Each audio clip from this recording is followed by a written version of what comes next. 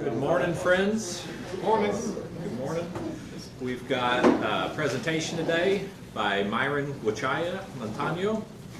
He is going to talk about his journey as a friend, and a few of the roles Myron has is Myron is the Young Adult Friends Coordinator for the Friends World Committee on Consultation. He's a first-year student in the Masters of Divinity program at the Earlham School of Religion. And Myron is currently helping to facilitate the Spanish-speaking worship group at West Richmond Friends in Indiana. And also, just by way of introduction, we have Renzo Carranza here with us today as a reminder. And we'll begin with a few moments of centering silence, and then Myron will give his presentation. Hello, friends. Good morning. Good morning. It's nice to be here. As Jackson said, my name is Myron. I'm a bit intimidated, mostly because I rarely talk about myself, and I hope that the way I'm opening my life to you is well received and acceptable. I am originally from Bolivia, and one interesting fact is that when I got my driver's license here, it says very big, temporary. So they didn't put an expiry date there. I mean, they put an expiry date, and they could have left it there, but it's sort of that. I think there is some kind of intention that I know that it's, it's temporary, that I'm living here. And otherwise, I have to prove that I'm worthy of living in the U.S. Do we get a vote on that? What? Do we get to vote on that? Yes. You passed. Approved. Great. So that was a side note. As I said, I'm originally from Bolivia, and where I became where I got convinced of Quakerism when I was 19. And this was through an FWCC event. Before that, I had been a Christian since I was 17.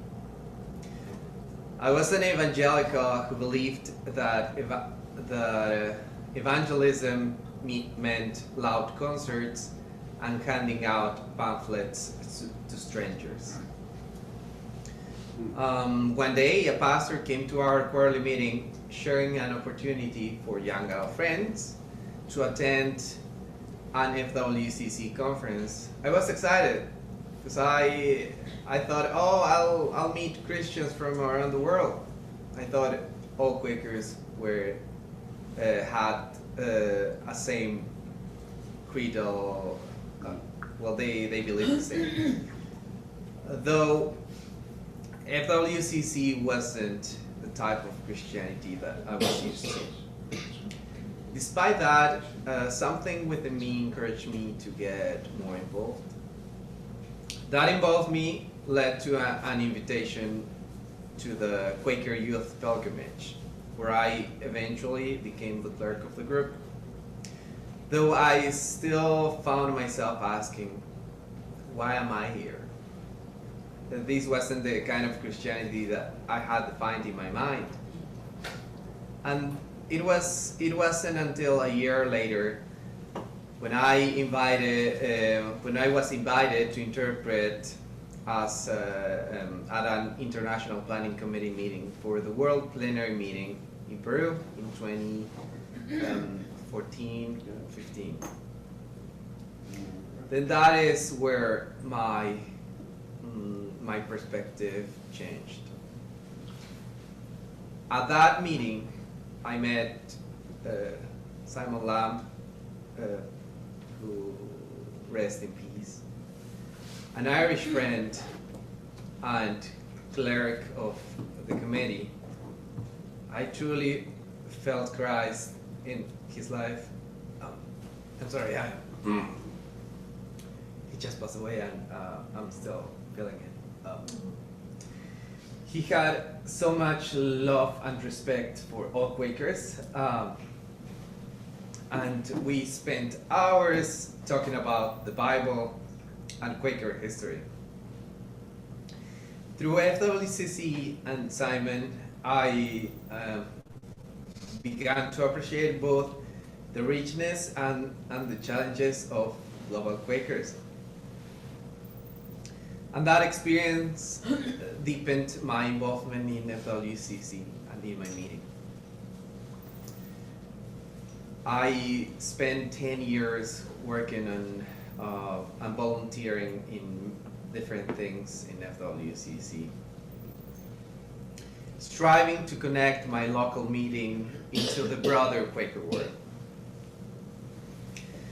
Simon often spoke to me of the 1985 World Gathering of Young Adult Friends, which he was one of the main organizers. He shared how much work went into it and how it became a pivotal moment in many people's lives.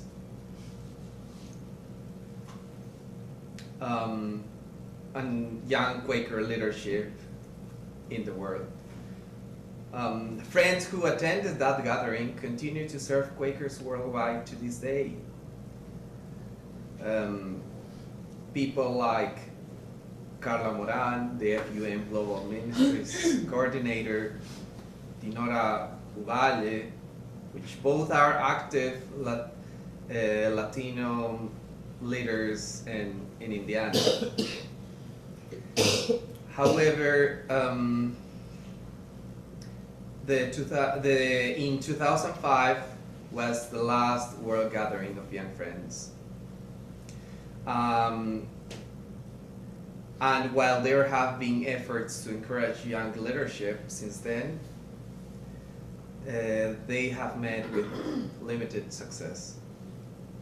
When I began volunteering for FWCC through all these years, I was determined to focus in two areas: young adult friends work and historical injustices. Both priorities that FWCC was eager to develop.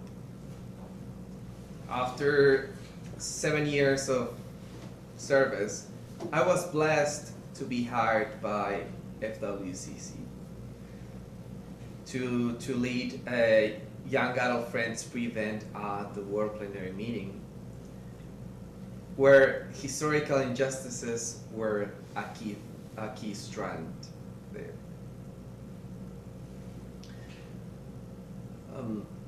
I really felt that my voice mattered when I proposed, well, we should work in historical justices, and it was very much welcomed. I was hosting 42 young adult friends from around the world into the World Plenary Meeting, while exciting, brought numerous theological and cultural challenges. We designed a program to address and reflect on these differences from the very beginning, which proved invaluable. By the end of the event, a new executive Young Adult Friends board had formed.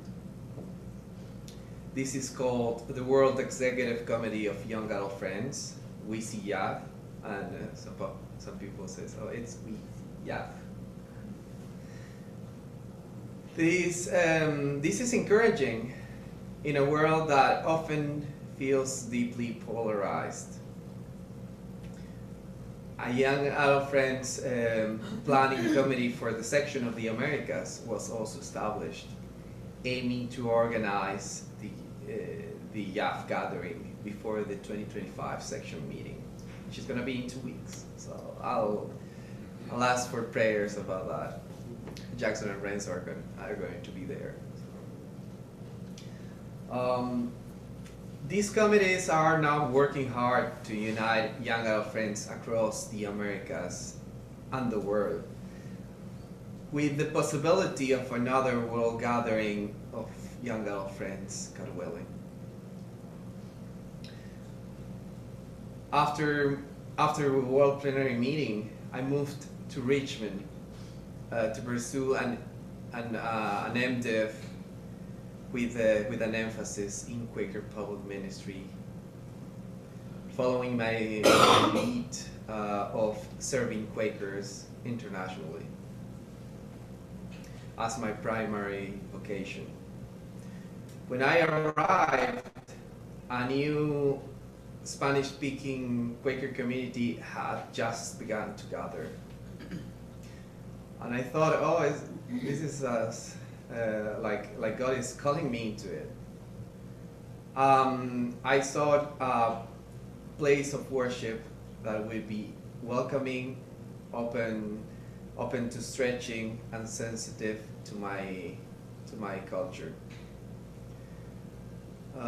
My home meeting in Bolivia, Central Yearly Meeting, Bolivia, is a mission of Central Yearly Meeting in the US.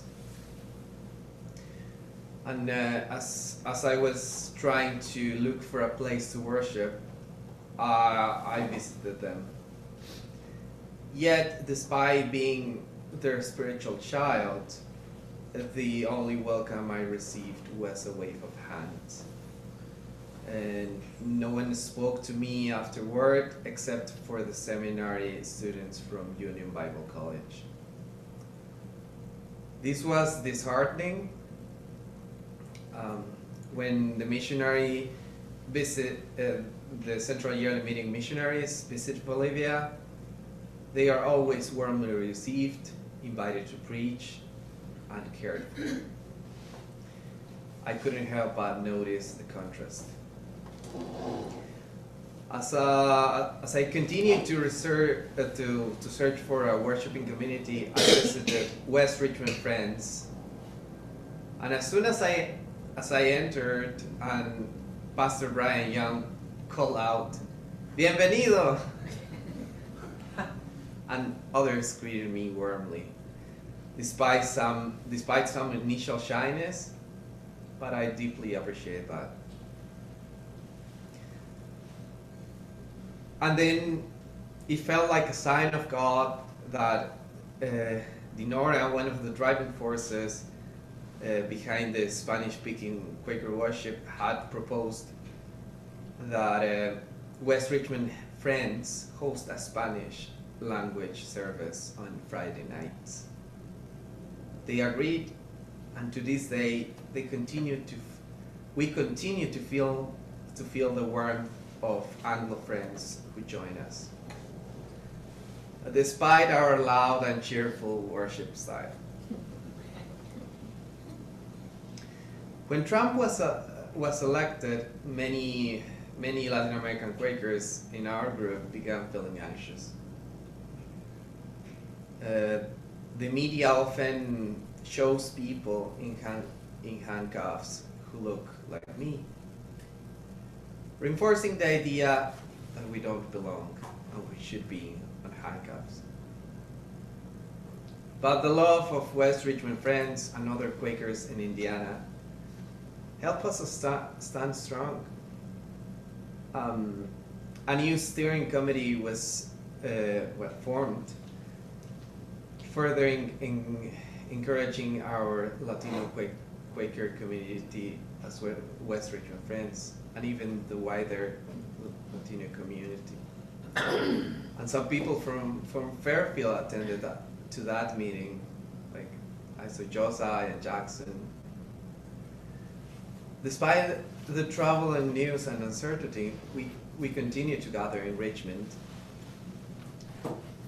We celebrate birthdays, baby showers, and we try to bond between each other. I have many hopes for this new steering committee. By the grace of God, my internship with Western Yearly Meeting was recently approved. I don't know how everything will unfold, but I sense that all of these commitments, my studies, my internship, my work with young adult friends, my service in Iglesia Amigos, which is the Spanish-speaking worship community, will overlap in meaningful ways. Perhaps God is leading me to stay in the US longer than I initially expected. And am I anxious? Yes. I'm leaving the country in a few months to visit, to go to Bolivia for the summer, and I don't know if I'll be allowed to return, but I cannot live in fear. And today I choose to be free of that. I love Young Adult Friends work. I love the Hispanic Latino worship group. I love Quakers, and I love this community. Quakerism has so much to offer. It has given so many people a voice, has served in so many ways. And I'm deeply grateful to God for the Quaker leaders, Quaker historical leaders who created these inclusive spaces. We're not perfect, but in times of need, we need these shared spaces. When I think about the vulnerable and the marginalized, I think not only systemic change is needed, we need a family, a community that welcomes us as we are. And to me, Quakerism embodies that. But sometimes I feel that we are so afraid of proselytizing that we hide our light under a bush. Yes, systemic change is essential, but so is warm love and care. And these things happen when we recognize each other, not only as neighbors, but as family, as brothers and sisters. There is neither Jew nor Gentile, neither slave nor free, nor is there male and female. For you are only one, Christ Jesus. Galatians 3:28.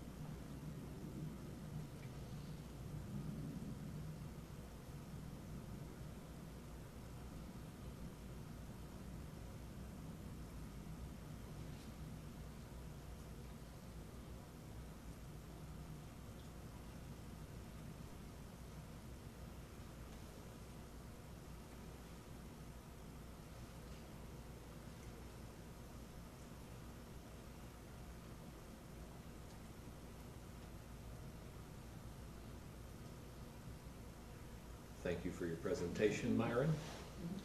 We'll now have some time for questions and discussions, and I'm going to get us started with that. On the ride over, Myron and I were talking about what can friends do to support Latino friends, whether they're in West Richmond worshiping in the Spanish-speaking worship or Latino friends in the Indianapolis area. And Myron and I had some thoughts about that. So we are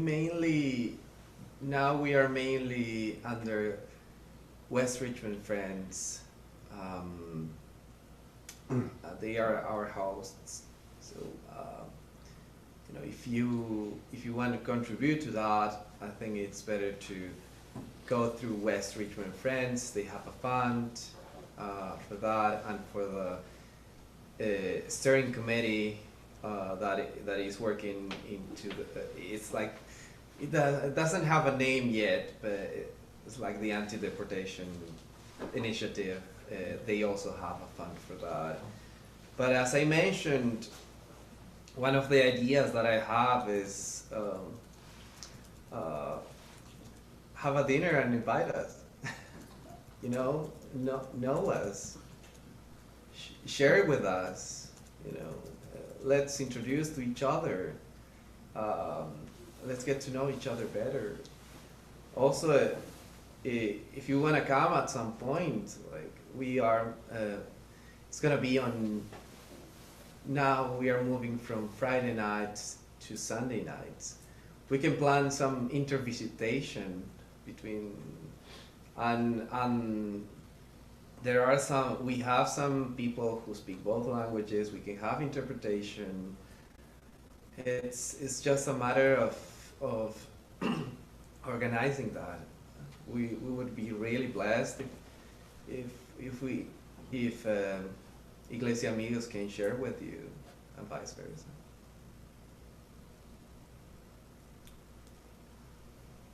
Another idea we talked about was we could host a dinner for Latino friends here in this space. Another quick question for you, Myron, is friends that attend the Spanish-speaking worship group come from a number of different countries. Could you name a few of those for us? Yes, so that's one thing that I feel truly blessed, because I know some other Hispanic churches have mainly one nationality, whereas I'm from Bolivia. We have Guatemalans. We've had Ecuadorians. We have Cubans. We have Venezuelans. We have Mexicans. We had a Peruvian once in a while. And sometimes we don't understand each other because our accents are sometimes are very different, and it's like many things are said differently, but it's part of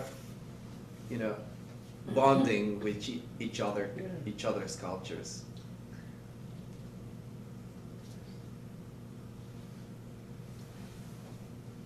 A question about Iglesia Amigos. Rex is a retired Quaker minister, and he was a kind of a permanent supply pastor at Irvington Friends. And at that point, there was a group called Iglesia Amigos that shared the building. Is that the same group? Yes. So where are they now physically? Where do they meet? So after Trump was elected, and there were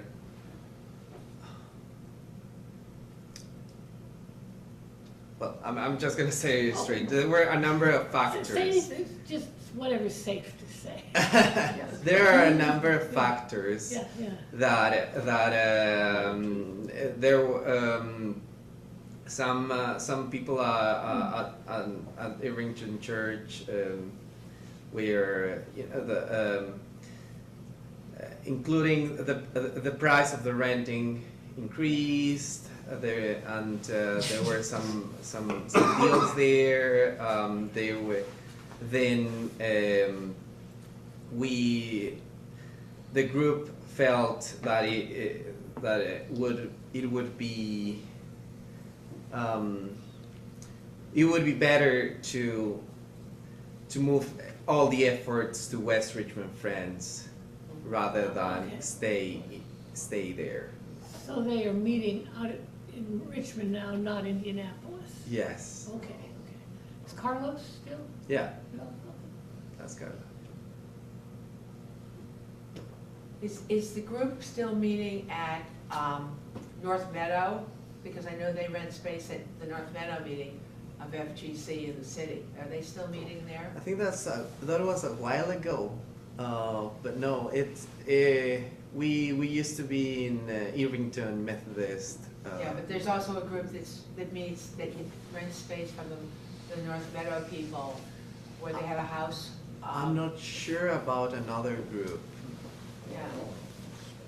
Probably that's another group because I'm not sure. I mean, there are Iglesia Amigos split it at 2 points before Trump's first term. So one of those splits is, as far as I know, is part of Indiana yearly meeting, and is called Manantial de Vida. And the other one is called Dios es Amor. Some theological differences there. But after that, I don't know what I know that they are still gathering, but I don't know anything more about them. Myron, this space is always open to you and to your friends. If they wish to gather in an Indianapolis area meeting, this meeting house is always open to you. Thank you. Yeah. We talked about that, and it's good to. It's really good to know that we were mainly looking for a place where we have like a host Quaker meeting. So yeah, and we decided to gather mainly in West Richmond. Are there quite a few people that drive from Indianapolis there, or how far of proximity do people come? Or any from Ohio as well? After Trump was elected, some people just stopped coming to the Iglesia Amigos, and there was a pastor that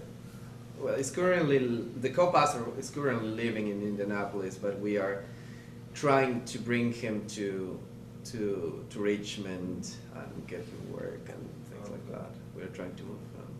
Yeah. Thank you. I mean, eventually the plan is to continue with that, but at the moment we decided it would be wise to be in West Richmond.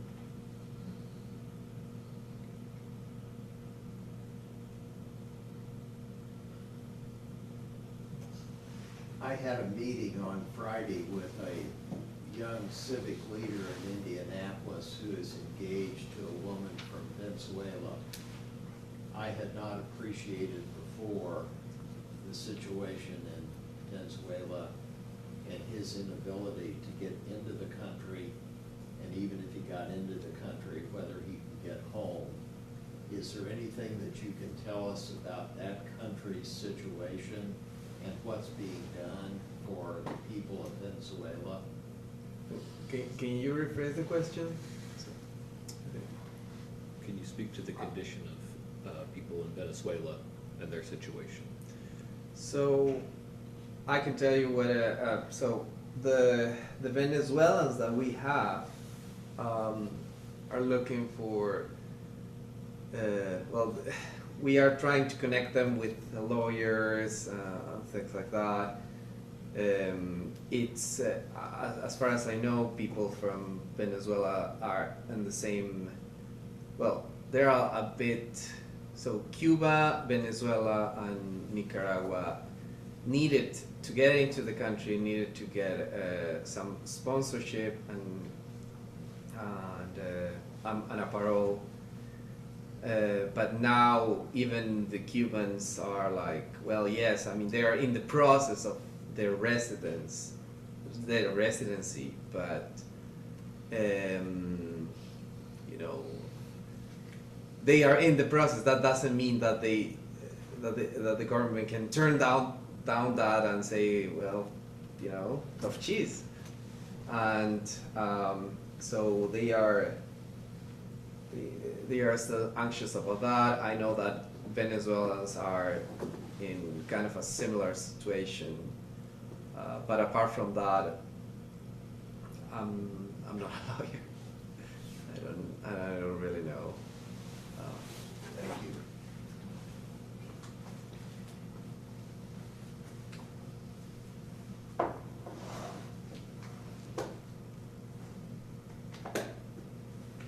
How do you, I appreciate what you said earlier about you refuse to live in fear.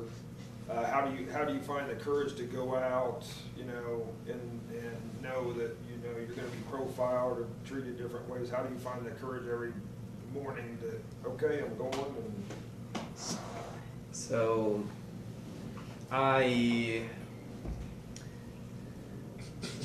it is, I came to the US because I felt a divine lead to that. I want to work with Quakers to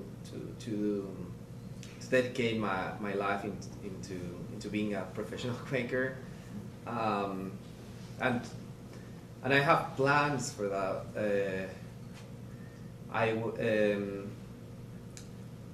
This end of the year is my last Central Executive Committee meeting in South Korea.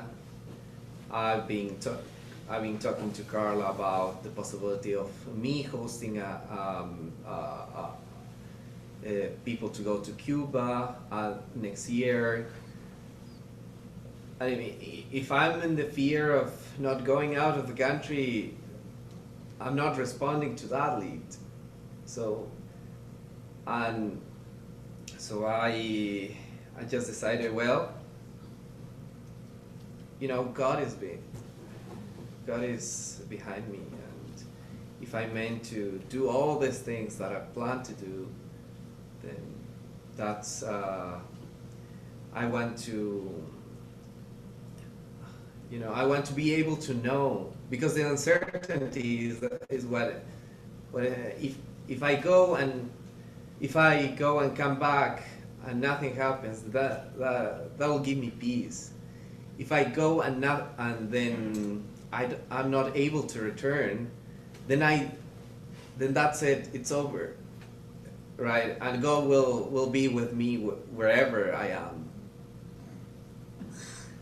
But if I'm in the middle ground of not knowing, that's killing for me. Right? So. to tail on that, I appreciate your answer. And you've been here a little limited time, but like, you know, all our friends here know that, you know, we're in a white supremacist country, the United States, and so if you had a microphone to speak to all the white folks in church and out of church that are a part of that white supremacist system, what would be like a word you'd want to speak to them that they're not listening to? I think there might be a lack of, so one of the things that I would really like to work on this steering committee, and hopefully that'll be received, is to educate people on how the economy moves with immigrants. like how useful it is culturally, it is for people to learn another language, it enriches society. And it feels that people are blinded to that. And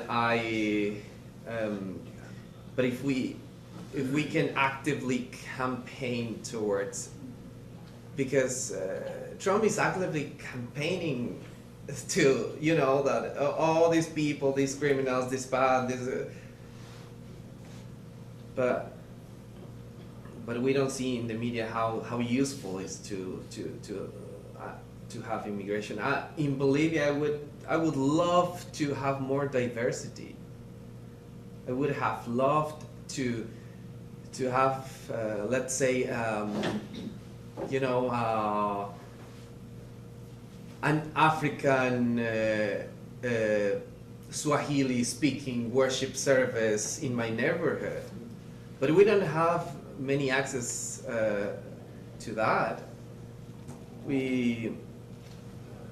The only people we were emigrating to Bolivia were Venezuelans, and we had some, and then they had to go they went to Chile or something. But then apart from that, we don't have much diversity, and we would have loved that. And you are very blessed, and it seems, you know, that it's like, yeah, no, we don't want that.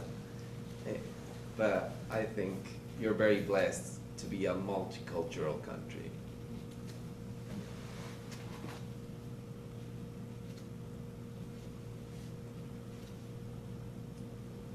Myron, the theme in your presentation was about the theological divide amongst Quakers in the world, and you seem to have a gift of being able to navigate very different spaces very easily. And you were telling me once that, like, the yearly meeting you're a member of doesn't affiliate with FWCC. Is that? Well, Central Yearly Meeting in Bolivia is affiliated. Oh, Central okay. Yearly Meeting in the US is not affiliated with anybody. I don't know how many of you know Central Yearly Meeting in the US. Yeah. It was, it's headquartered in Westfield, Indiana, Yeah. and broke off of, I believe it was Western Yearly Meeting in the early 1900s, over the issue of holiness, revivalism, if my memory serves me correctly. And so they remain, when one visits them, and I've visited them several times over the years, almost a Nazarene type of experience.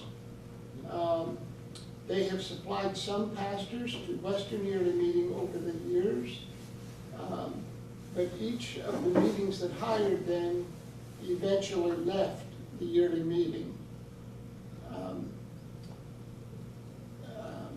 for a variety of reasons. But I know several people in Central Yearly Meeting, and despite their rich missionary endeavors, there seems to be something in the water with Central Yearly Meeting in the U.S. That really makes it difficult for them to interact, to engage with friends that with whom they disagree theologically. It's a bit of a conundrum. And I know when I served on the FWCC Executive Committee, getting their participation was profoundly difficult. And that was in the 1980s. So. Yeah. And in Bolivia, one of the reasons they left the missionary work was in the 60s and 70s. There was the what we call the land reform, which meant that locals, nationals, need to own the land. So then the land was of the churches was passed into the nationals, and then it became, you know, until that point everything was controlled by Central Yearly Meeting in the U.S. When that started, many meetings wanted to use local instruments to worship. Wanted to maybe do some folk local worship songs, and the missionaries were not pleased with that, and so there was a big debate. At the end, I mean, it surprises me that now the missionary camps and is well received, because at that point they were at yearly meeting sessions. They said to the missionaries, "You are not welcome here anymore," and they apologized. They said, "Well, we regret that we evangelize with our culture, but that's where the missionaries stopped living in Bolivia, because once a year we received one missionary. Well, we used to receive, because that missionary passed away last anyway, I think it was in January. Yeah. When the ESR class went to Bolivia, people were like, "Oh, the missionaries are here." Do you remember that, Renzo? Oh, yeah. They served them like lots of food. Oh, the food, octapi, the cheese, the fish. Yeah, so everything was, you know, when visitors come, it's like a big thing, and it's like, you know, our second cousin twice removed is coming. Yeah, and sometimes when we get here, it's not like that. At one of the big potlucks, where, you know, the food is spread out kind of like on a blanket in a grassy area, you know, being the missionaries, we were encouraged to go first, and, you know, I loaded up my plate as I do, and Myron said, "Oh, you have to eat all of that, or else it's very, very rude. I'm going to teach you a trick." And Myron pulled out a plastic bag and started stuffing the food, and I said, "I'm going to remember this for the rest of my life, because that's a good trick." That's a good trick. It's a hack. Amy, did you have a question? Yeah, I wondered if you could speak a little bit, you was talking about theological differences in the different friends, and trying to bridge that. What kind of things would you be talking about? Do you mean in the wider Quaker world, or like in? What you were doing, you were trying to bridge. Well, at the World Plenary Meeting would be there are people who are LGBTQ welcoming and affirming, people who are not so much. There are people who are very eager into physical contact. Just to mention, like Latin Americans most of Latin Americans that I know would, you know, greet, if you're greeting someone from your opposite gender, would be with a kiss on the cheek, maybe with, you know, with a hug. And some people are not into that. So there are many differences, sort of that kind. And what we did at the start was, which Jackson facilitated that session, Workshop, yeah. was we say, well, you know, tell us what is your tradition, sort of that everybody knows at first. And it was where they came from, and it was a shock at first. Like I heard people coming to me saying, you know, I didn't know what was this, like where am I? You know, it's like I didn't know that there were Quakers like this, but because it was at the start, people have like the rest of the event to digest that. Like almost at the end of the event, we had a consensus. We were like, you know, forming, bonding, having a community, and that was really good. It's not easy to separate the cultural differences from the theological differences. They kind of tangle. Yeah. Amy, it seems to me, as one who has been intimately involved in this matter, that divisions among Quakers globally tend to center around issues of authority, issues of biblical interpretation and centrality. That is, what authority do we give the Bible, and whether or not we will have pastors.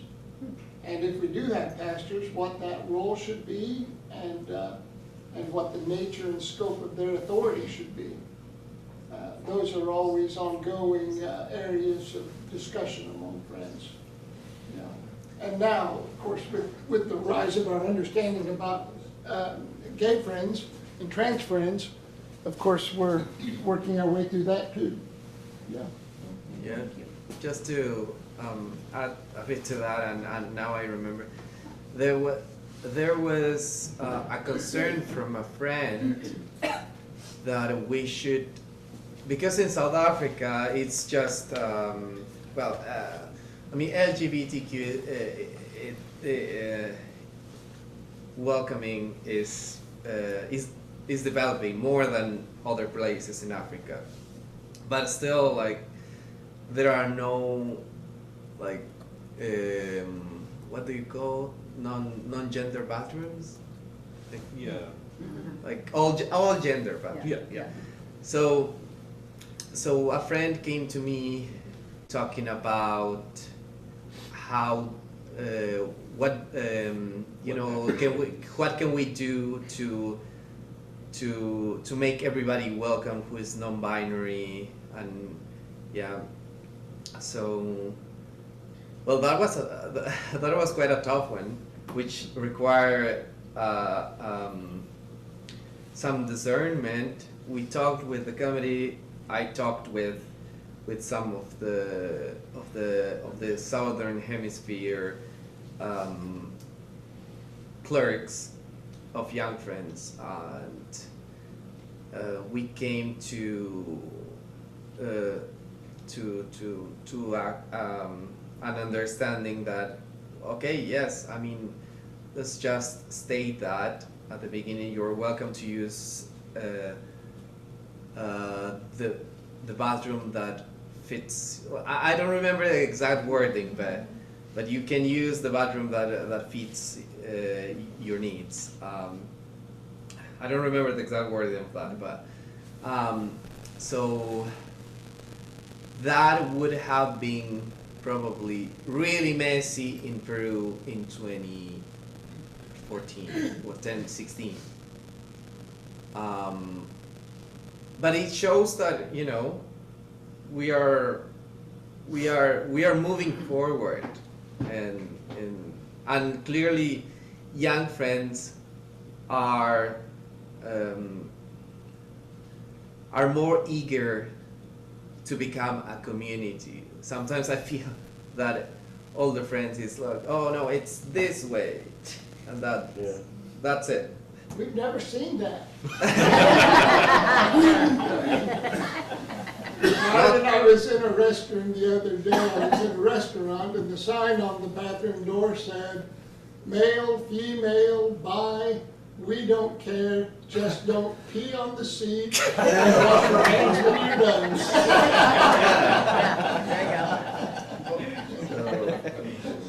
Yeah, I mean, these kind of things really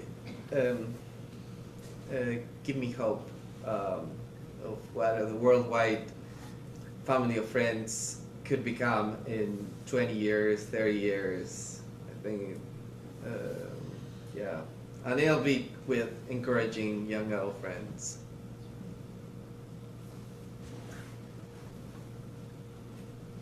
So you were finding that young people are on the progressive side, I would call it, but in all kinds of things, like theologically and open to more different views and the LGBT right? Yeah, Okay, good. even in the southern hemisphere, it's, you know, in my experience, if you talk that to an older friend, it would be no. but if you talk with I talked to young friends for this conference, and they were, even though like their theological stance would remain, but there's a sense of listening and an openness to interact, you know. So I see some progress there. Are Quakers growing in South America? Quakerism spreading? I would say the more okay. So Central Yearly Meeting divided in Bolivia, divided in one that is called Holiness Yearly Meeting, which is more like Central Yearly Meeting in the U.S. And then we have my meeting, which is Central Yearly Meeting in Bolivia. That Holiness branch has really big numbers. Like I'm talking about 20,000 people, and my guess is because they are mainly in the Andes and in villages. The culture is really conservative. So there are I've seen people that, you know, would come to church because it aligns culturally with them very much. So but whereas in Central Yearly Meeting, in my meeting, we don't have as much growth. I don't think we have like our numbers with, for example, 20 years ago, in my meeting would be like 50, and now we would probably be around 60. So it's not like massive growth as in that other meeting. Another question about the Catholic Church. I suppose that most people in Bolivia are at least nominally Catholic, but are people active in the Catholic Church? Not.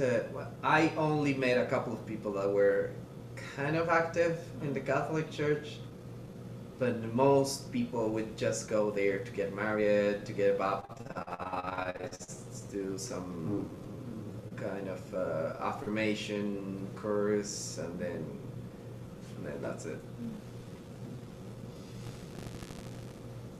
Or to go to there is some syncretism, like there are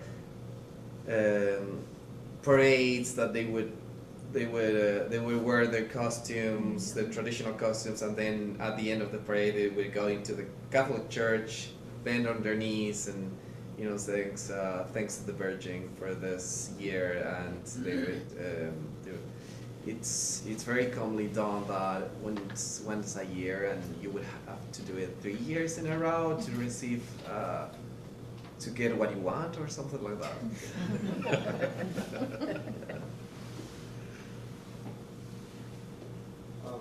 other than China, because I think China is unfriendly to all other religions except their state church, but around the world, are there any tensions against Quakerism, like from other faiths or people? I think Persecution? Nepal.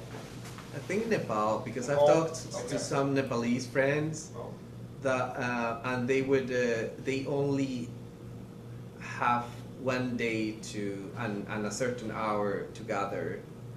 They are very controlled, and they are not allowed to do that. Yeah.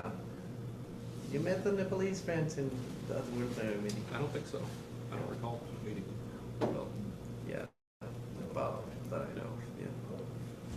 And maybe Cambodia. There are some, well, El Salvador has sent a mission to Cambodia, and they also have some limitations.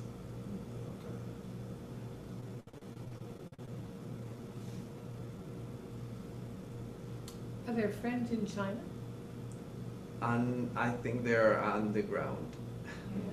Some EFI missions that I've heard.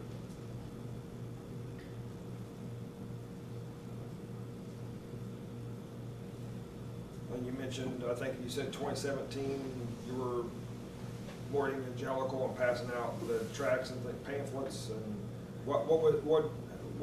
how did you evolve into Quakerism from the beginning?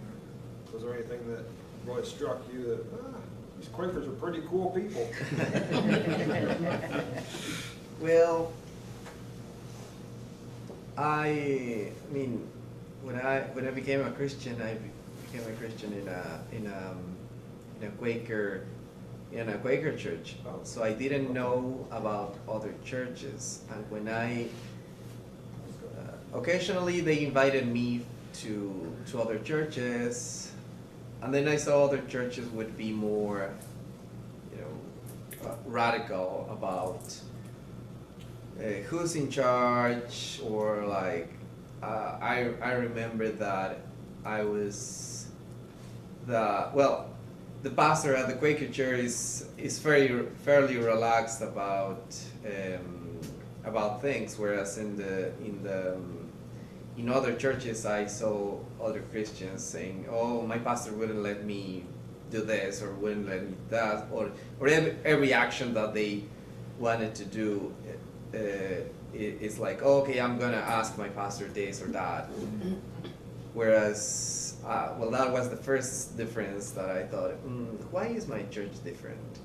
And then as I got involved in FWCC, I saw really an openness to.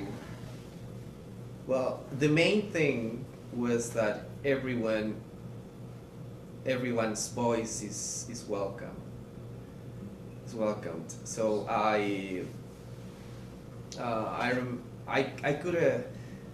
saw at the Central Executive Committee as the Young Friends representative. I was young. I was in my early 20s, and then I've got this room full of people full academic people that were listening to me, and that was really, really moving, and really, I thought, yeah, well,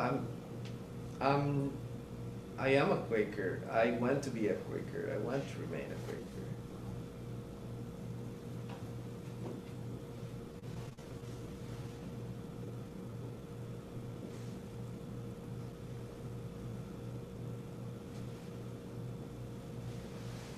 I experienced what you experienced when I was stationed in Connecticut. It was in the middle of the winter, cold, and there is nothing more unwelcoming than going to a church on Sunday morning and not being welcome. Any place else is fine. I mean, thankfully I was over there 8 weeks. Just never went back. I mean, couldn't wait to get somewhere else and go back to church.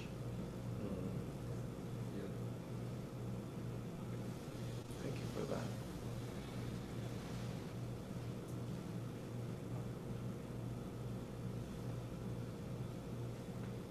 And what's the age range for Quaker young young group, and does anyone in here qualify? These three? Yeah. Well, in FWCC it's 18 to 35. I think in the US it stretches out.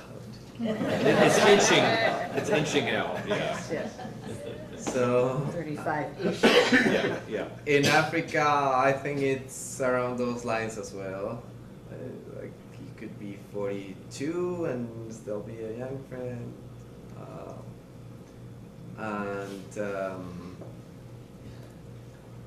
In Bolivia, it's very interesting. It's until you get married, and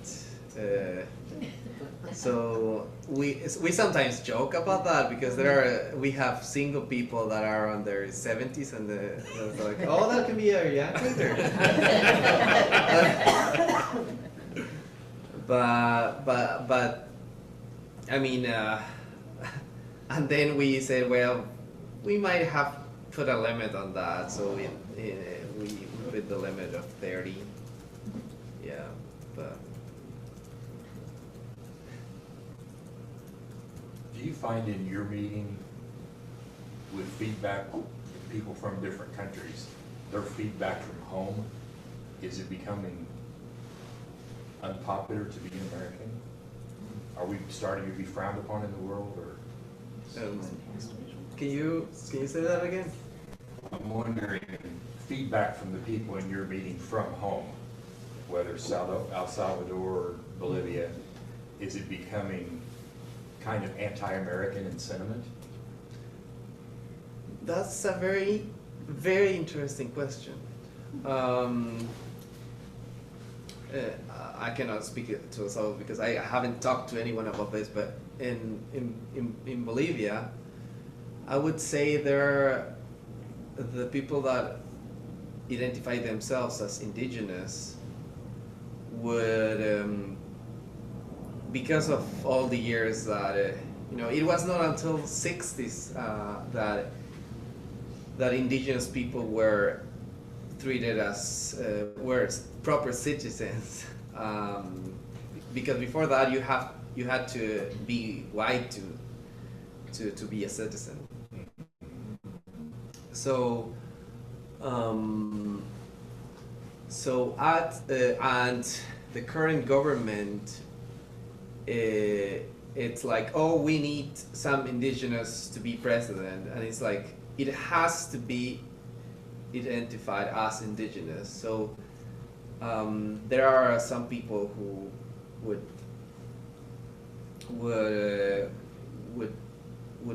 kind of have a resentment, I would say. But then there is the other kind of people that wouldn't define themselves as indigenous, and who would be more into American culture. They would have Thanksgiving, they would have certain American traditions, and they would seek for an American-like lifestyle in Bolivia,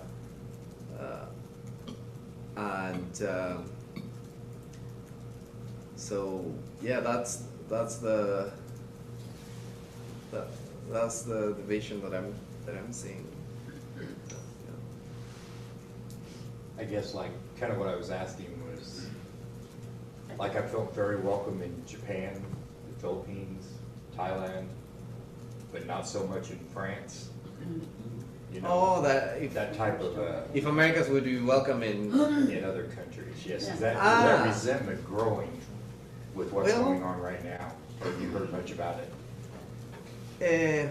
I think in South America, we feel that the news in the USA and in Europe are kind of far. So if any of you would come to Bolivia, it's like, oh, how wonderful. It's like let's take that person to this place. Can you visit at my church? Can you visit this other church? Can you talk about your church? Can you do this, do that? I would think in Central America as well. Well, maybe Renzo can speak about that in Central America. Okay. I would say that in Central America is kind of different because Guatemala has decided to not be part of any meeting, of any yearly meeting here in the US. Basically because Quakerism in Guatemala became very orthodox in the sense that there are many theological nuances here in the US that could be considered heretical in Guatemala. Also El Salvador and Honduras are more conservative countries. Nonetheless, I would say that if you don't touch, I would say, I'm gonna use this word on purpose, if you don't touch or if you don't talk about specific theological aspects that could be risky or that could jeopardize the central core of Christianity and Quakerism, you will be very well received. In this sense, I'm gonna go more into details about this, but I would say that if you don't talk about gender identities and if you don't talk about anything related with racism, you could be very well received. I think that they are very welcoming with folks in the US. They do recognize that Quakers came from the US. If I'm not mistaken, now in Guatemala there are 15,000 Quakers, particularly in the north area of Guatemala, where Quakers were established, institutions were established, radio stations were established, colleges were established. So Quakerism in Guatemala has a significant impact, particularly in the north area. So they will definitely receive you with arms wide open, right? Yeah, this is what I think. Just be careful, they might ask you to preach. Yeah. It will happen. Yes. Yeah. I have a question kind of for all three of you guys, but what are you finding in schools, in your school, about the background views of students? Like, are they progressive, are they conservative, is there just a perfect mixture, or what? What do you find? That's a good question. I can jump in to answer that question. For me, it was, I want to be very honest with you all. I mean, I grew up in a very conservative Quakerism theology environment. My mother was Quaker. She was born and raised Quaker. My father was Catholic, Roman Catholic. Nonetheless, Latin American societies, particularly in Central America, not in South America, but in Central America, they are like very conservative, in the sense that even if there is a kind of syncretism with other Mayan or indigenous religions, they still are conservative in things about gender, particularly in gender equality. So when I came to Earlham, it was kind of a shock to me, right? Because I have been told in my church that God created female and men, right? There are only two separate genders. And this is my second year at ESR, at Earlham. And as time has gone, as time went by, I started to see, I'm not gonna say that I'm liberal, but I started to understand theology from a very different perspective. My idea of a rigid theology that there is one God that is in heaven waiting for me to sin, and he's with a big stick waiting for me, chasing me, right? Just waiting for the moment in which I'm gonna fail so that he can hit me. I think that I'm no longer that. I'm not there anymore, right? I do not believe in that. I have become more progressive in terms of racial identities, in gender identities, particularly because I think that in Guatemala we live in Central America, we live like in a bubble, right? When I say this is that we do not know too much about Protestantism. Even if most of folks in Guatemala, they are Protestant, we don't know too much about history about Protestantism. And when I came here in the U.S., this is my idea. This is more Protestant than Catholic. This country is more Protestant than Catholic. And branches of Christianity are different here. This country, I've been studying the life of William Penn, and this idea of freedom of conscience, it's amazing in the sense that it impacted in the First Amendment of the Constitution of the United States. I have been studying this with Steve Angel, and one of the things that impacted me is the fact that the idea of freedom of religion, it has been since the beginning of this country, in the collective imagination of this nation. And I didn't know that. I didn't know how Protestantism was developed here in the U.S. I didn't know that how Christianity has harmed people in this country as well. When I just came, I think that I used to talk a lot, that's why I usually don't talk, but when I came into the U.S., bottom line, when I came into the U.S., I had a clash with my theology, with the idea that I have about Protestantism, that in Latin America, as you might know, Protestantism came to Latin America, thank you, right? Thank you to America. That's why now we have Protestantism in Latin America. But with that being said, I'm gonna say that I understand Protestantism in a different way, in a way in which in Latin America we don't consider Protestantism like that, in the sense that there is a history behind our Christianity that we don't know, that I came to know here in the U.S. I'm gonna say that my theology is no longer a rigid theology. I'm more kind of progressive, but at the very same time conservative. So I used to joke with Jackson that I have one foot with my theology in Central America and another foot with my theology here in the U.S. because there are several elements that I need to consider that are important in terms of theology. I don't know if I answered your question, but Thank you.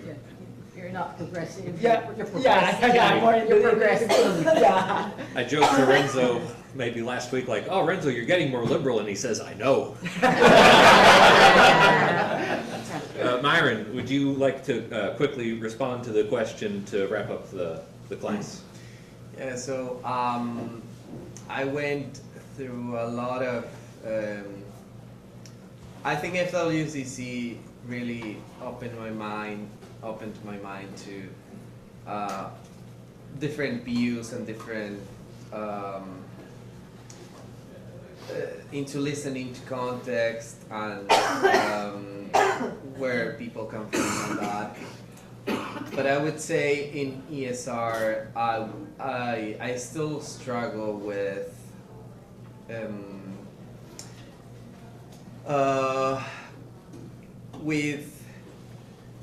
some of the content being focused on